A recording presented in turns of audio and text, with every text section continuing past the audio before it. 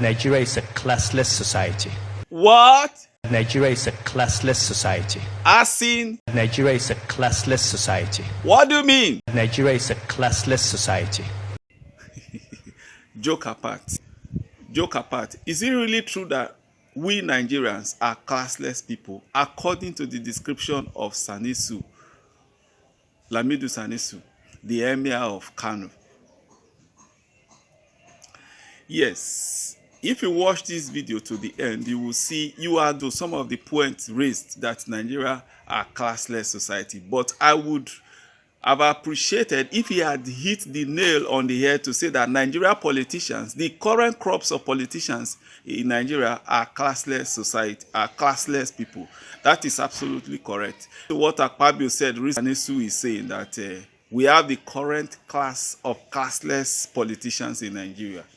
A senator calling other senators the children of the president, the illegitimate president of Nigeria. No, the senators are not the children of anybody that eventually becomes the first lady. They are not the children, and they will never be.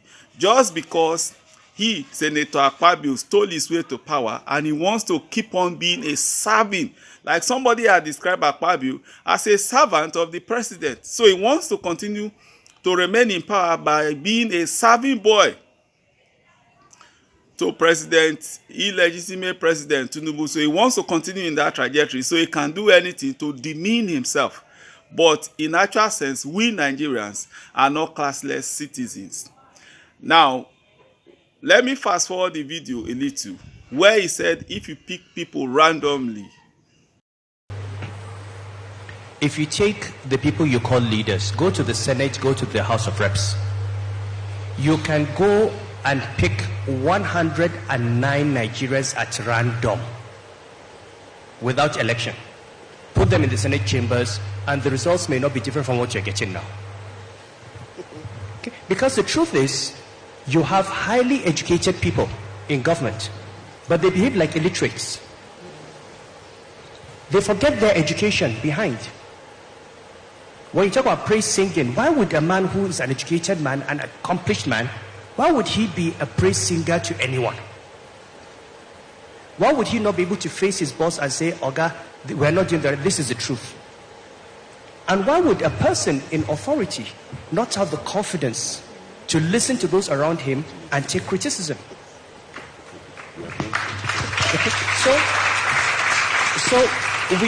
You've got people who are supposed to be the representatives of the values of society. By the time you become a governor, honestly, you should be beyond looking for money. You have been given an opportunity to take care of the lives of millions of people, to educate children, to save lives, to provide health care, to build infrastructure. All you are thinking of is a car, a house. I mean, are you that cheap?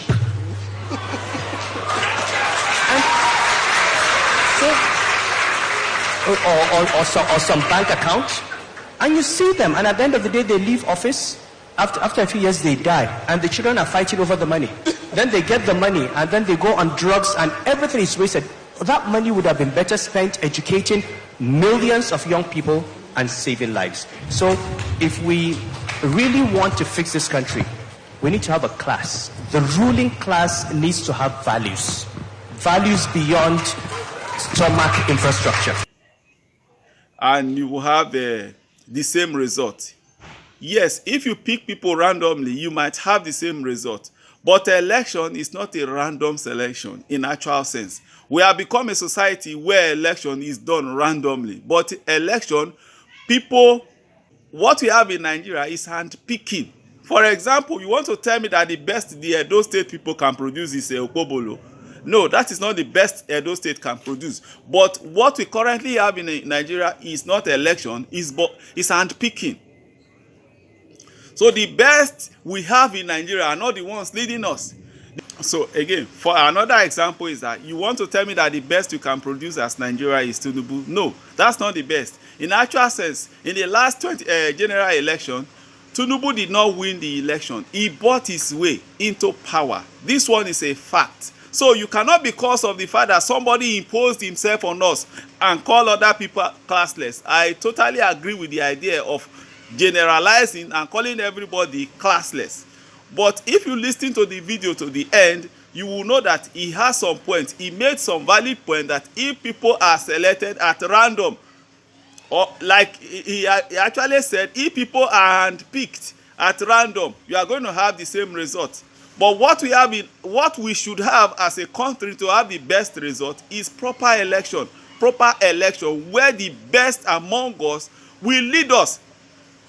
Not people that forged certificates, not people that were once a drug baron, not people that forfeited property in the United States of America, not people that we don't even know their parents, we don't know their background. So when we have this kind of people at the ends of our affair, what you have is exactly what you can now see. People without clear background, people without clear records, people with ambiguous record. This is what you get. So you cannot, because of this, to say that Nigeria are classless people. But on the long run, if you look at what he said and you listen to it to the end, you are going to see that, yes, he has made some valid points to believe that a whole lot of people in Nigeria are classless. Actually, the politicians, those who join politics in Nigeria, they do not join it because they want to develop. Like Amechi said, he didn't join politics because he wants to develop anything. No, he joined politics because he wants money. He was broke. So those kind of people, to them a car is an achievement, to them a house is an achievement. And one thing about that you can correctly say about Nigerian politicians is that they have a poverty mindset. Most of them have poverty mindset. Over 98% of them have poverty mindset. That is why they see cars as an achievement, they see houses as an achievement, and some of them even have a lot of girlfriends and they see it as an achievement. So that is why you can correctly describe the current crops of politicians we have as classless people, not the overgeneralization. It's not everybody. For example, if there is nobody that you can place your hand on, we can place our hands on Peter Obi. Go and verify. He has been tried, tested, and verified, checked, rechecked, to the extent they started fabricating stories. So we should work with the limit of the resources that we have. That we have somebody who has a class. You cannot overgeneralize and say that everybody is a classless citizen. No. I vehemently disagree with the submission that Nigerians are classless citizens. But I agree with the fact that an appropriate title or an appropriate way to describe it is the politicians. They are classless. In fact, they are classless. They can just do anything irrespective of their qualification. And it's painful. And to a large extent, some people are gullible. A whole lot of Nigerians are gullible. So when you talk in that sense, fine, but not the overgeneralization that Nigerians are classless society. I think that is there's a logical term for it. Maybe I can't remember now, but this is clear overgeneralization. But on the long run, he made some valid points for you to know that Nigeria indeed we are being ruled by the current form of classless politicians. Imagine a senator becoming a messenger of another senator. That is what we have on record that the senators are doing. They are messengers to Akpabio, and Akpabio in turn is a messenger, is an errant boy of Tinubu. None of them can stand and tell Tinubu what not to do. We have seen it. We have the senators that are rubber stamp. Whatever the president says from when he wakes up from his sleep or slumber, that's what they will rubber stamp. So they have become classless. Our politicians are classless. So this is the right message that should be passed.